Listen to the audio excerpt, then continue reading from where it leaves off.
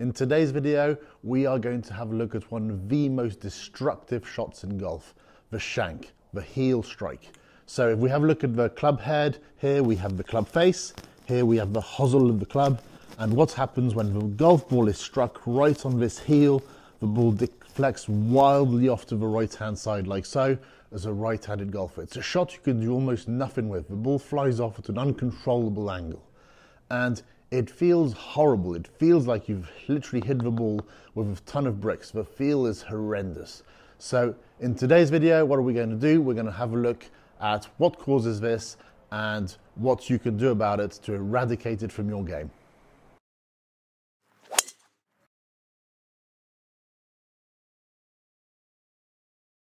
Now, first things first, we need to understand clearly what a shank is. So if I'm set up in this position and the ball is roughly centered on the club face, if I make a heel strike, it means that by the time I get to impact, for whatever reason, my club head is further away than it was at setup. So the club head has moved further away from me than it was at setup, like so, and that presents the heel of the club to the ball, and that is that destructive shot off to the right. So that's the very first thing. Understand that for whatever reason, your club head has moved further away from you than it was to begin with. And there can be many causes for this. It can be that you are excessively in to out. It can be that you are excessively out to in. In effect, it is an off-plane motion.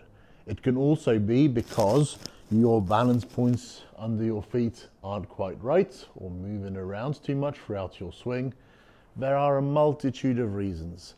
Here I'm going to give you a couple of drills that will help the enormous majority of you to take care of this problem shot.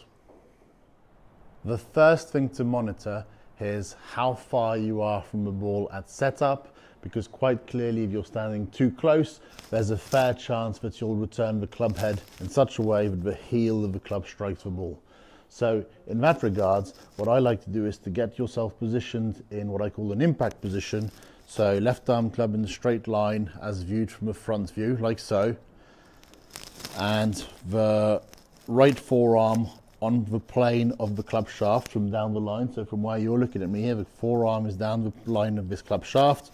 You can see a little bit of my left forearm above my right arm, and this is my impact position. So my arms are positioned how I wish them to return for impact. Then I need to make sure that I feel like the weight under my feet is going through the laces. I'm not excessively towards the toes, and I'm not excessively towards the heels. Now what can happen is if your weight is excessively towards the toes, like so, you're going to overbalance and come forwards like so, so the heel gets presented to the ball. Likewise, sometimes you can have too much weight on your heels, and from there, in order to regain your balance, you then shift over dynamically this way, and again, this can present the heel of the club to the ball.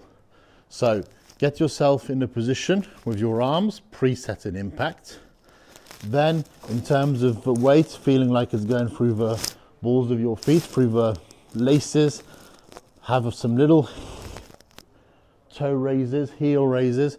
You should start to feel a spot where you are comfortable and balanced. So right here, I'm here, I've done my impact fixed position. This is what impact is going to look like. I'm set. I can now swing dynamically at the ball. If you have a look at where my hands are, you'll notice that they are in front of my shoulders if you were to draw a line straight underneath the shoulder, and they are not directly underneath or even inside that line. Let's give the shot a go.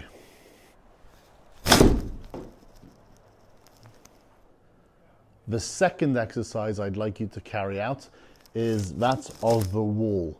So if you have a look at the video here, I have Grant weight swinging, and I have literally positioned a vertical brick wall just to the outside of the golf ball as an illustration of what the wall is.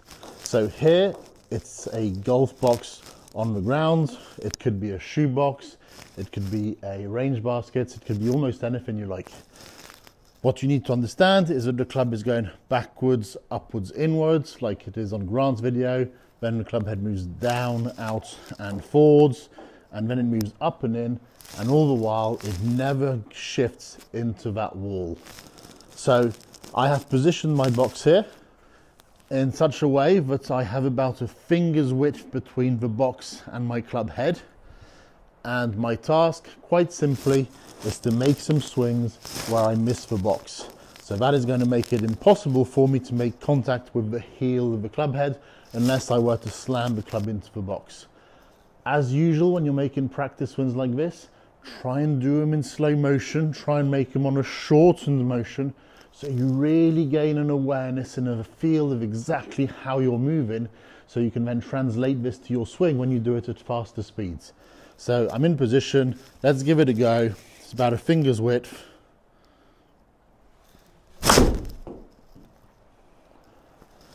And as you can see, I missed the box. That is your task on the second exercise. This next exercise is going to take care of two of the reasons why you could hit a shank, and they are linked to one of the most common pieces of advice you get, which is the idea that in the golf swing you have to clear your hips. It's one of the things I'm told the most often. What are you working on in your swing? I'm working on clearing my hips. When I ask what that means, the golfer invariably says to me, I am trying to rotate my hips as much and as fast as possible as I make my downswing. From down the line it would look like this. Now to me that fundamentally misses the concept. If you're clearing the hips, it means you are making space for something. To clear something, you're making way for something to continue its journey. In the case of the golf swing here, it's the hands. We are making way for the hands to get back to an impact position. So what happens when a golfer sets up? A golfer could be in position right here, and he makes his backswing. Then as he makes his downswing, he's going to clear his hips as that golfer envisages. He's going to rotate as much as he can. Suddenly, the hip is in the way, and his hands can no longer come back down to the golf ball, and they are sent outwards. The sweet spot of the club is sent outwards, and that is one of the reasons why that golfer hits a heel shot. Likewise, a golfer could interfere with this space if the golfer thrusts his hips towards the ball, towards the target line excessively, and the hips end up being in the way. You can see my trail knee here is going towards the golf ball, and again this blocks the way and the hands get thrown off to the right hand side like this, moving away from the golfer, and that is when the heel of the club can collide with the golf ball. So a simple drill here is to focus on the trail knee. So I'm setting up at address, and I have this stick, and you can put it through a basket on the ground, and you set it just outside your trail knee at address. And what you want to have happen is for the knee, when it's made its downswing, to return to where it was at its address position, but never go past that point. So never start to flex it into this alignment rod. And you're hitting shots from there, so the trail knee is going to remain straighter. You're going to have room for your hands to come down here as you make your downswing. You're not going to be sent outwards like so. And let's see how this works. So the rod is just outside the knee. I'm going to make my swing, and I'm going to make sure my knee stays inside that stick. I don't thrust my hips towards the golf ball. The final drill for today, for those of you who hit heel shots, shanks, because your trail arm straightens too fast during the downswing. So what happens when this move occurs? If your trail arm straightens too fast, then the distance between your shoulder and your club head becomes too long too quickly. So effectively you are lengthening your radius too quickly. If you lengthen the radius too quickly, the club head gets sent to the outside like so, and then a good chance of hitting on the heel. So what you need to try and do, you need to try and work on keeping the trail arm flexed while you hit the golf ball to the point where the trail arm only reaches a straight position a couple of feet past the ball, like so. The other thing to notice as you're doing this is the amount of pressure of the upper arm here against the rib cage, against the chest. So an exercise to work on this, to not let the club head tip outwards because the trail arm straightens excessively quickly, is to simply take a tee, position it under this armpit, make sure you're squeezing the upper arm against the chest, and you're going to hit some little shots like this.